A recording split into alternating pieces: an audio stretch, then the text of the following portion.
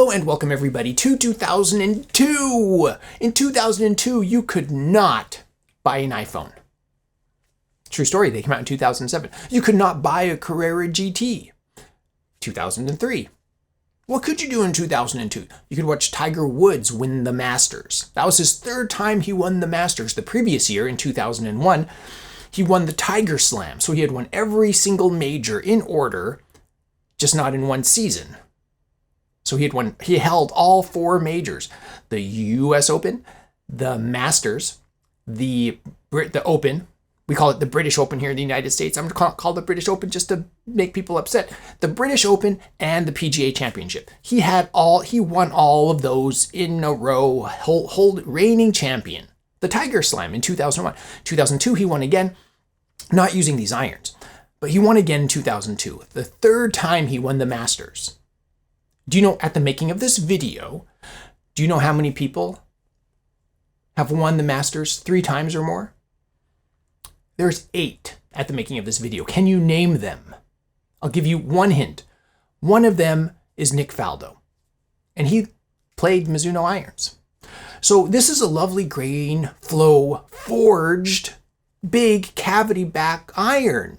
It's just, for people like me with my game, this is juicy. Let's get this deliciousness on the review table for a closer look. Before you ever look at the branding, you can tell it's Mizuno because it has this like really angular design in the T-zoid like nod right here in the cavity. So very recognizable, huge cavity. It says Mizuno here by the sole, T-zoid here in the cavity, and up here by the top line toe it says MX20, and that's the model. That's what we're looking for here.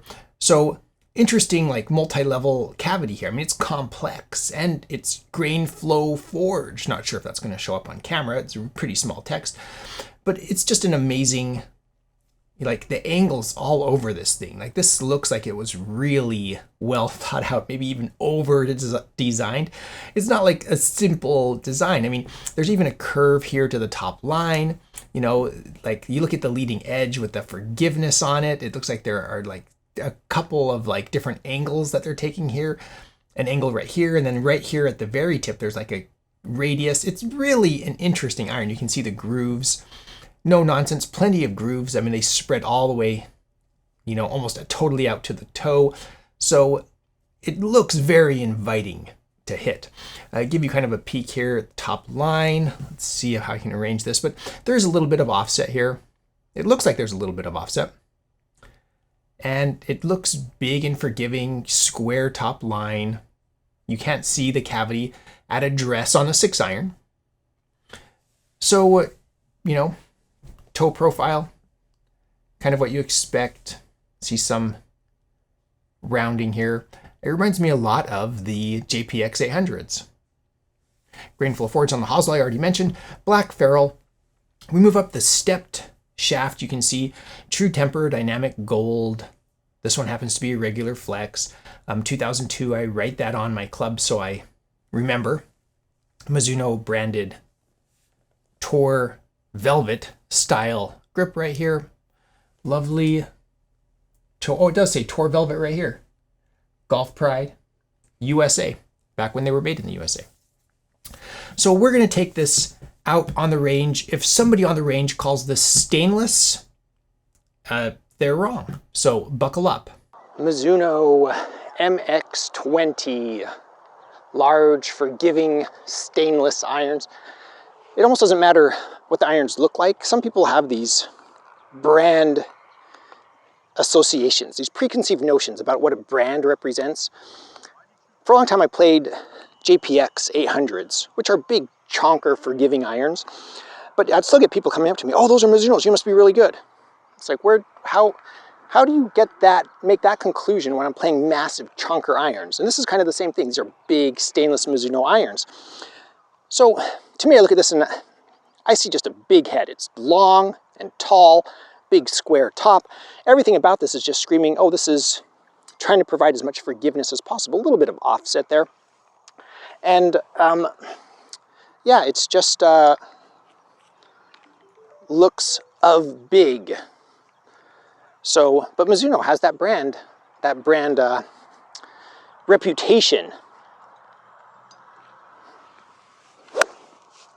So, I mean, it just feels absolutely wonderful. I mean, it's like a big stainless iron, maybe a little clacky. It looks like it cleared the 150.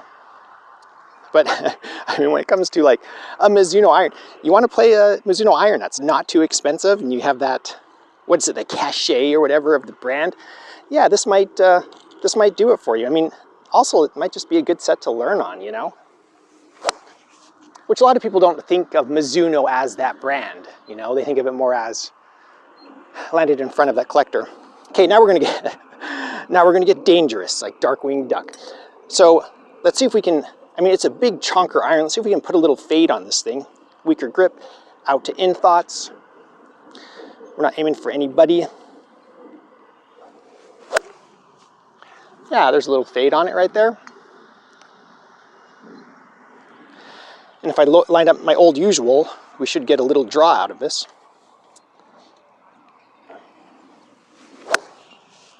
And there it goes, nice little draw. I mean, it's a workable, like everything else. Like people say cavity backs aren't workable, but it is.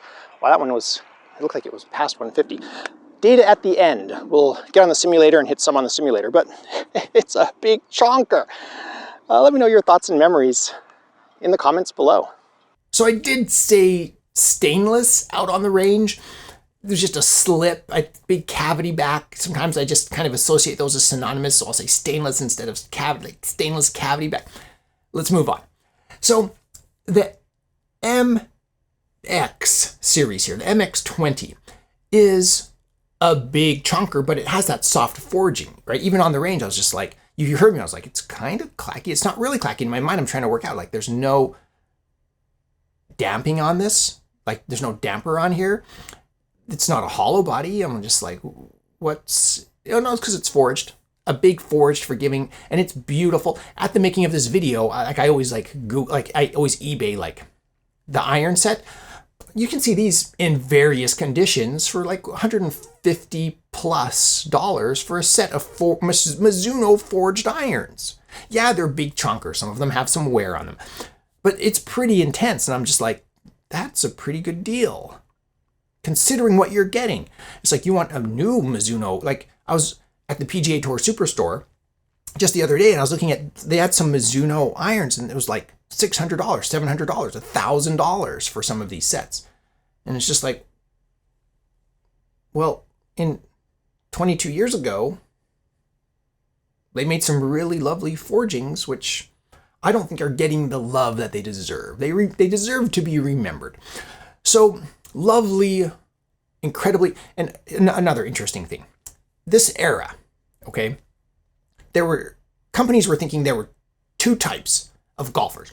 There's the low handicapper and the high handicapper. We're going to make a set for each. And so they came out with the MP33 here in 2002, along with, siblings here, along with the MX20. So one is this, and it's really interesting. Like you look at the design, this is like a curved, smooth, soft blade. This is like a chiseled, muscular, like brawny, like look at me kind of iron, and they're very different. Now there's much more blending, I think, going on. You can go to the Mizuno website and see that for yourself. So it's really interesting, and I really like these. They remind me of my JPX 800s, which I played. This might be a predecessor to that because forged, like some like the JPXs, forgiving cavity back. Mizuno really dominates, with these irons. People complain about Ben Hogan. What happened to Ben Hogan? What killed them? There might be a name for this assassin, and that is Mizuno. Let me know your thoughts in the comments below. As usual, huge shout out to my patrons. Thank you so much for your support. I really appreciate it. You can visit my Amazon shop. I'll put a link in the description below. I am an Amazon associate. I make proceeds from qualifying purchases. I put stuff in there like some YouTube equipment that I may or may not use depending on the day, and some golf equipment, some golf accessories. Please stay tuned. After this, I will show a little bit of simulator footage where you can see I hit some shots. You get an idea for how far I'm hitting this 6-iron. If you enjoy this content, please subscribe. I am the Vintage Golfer.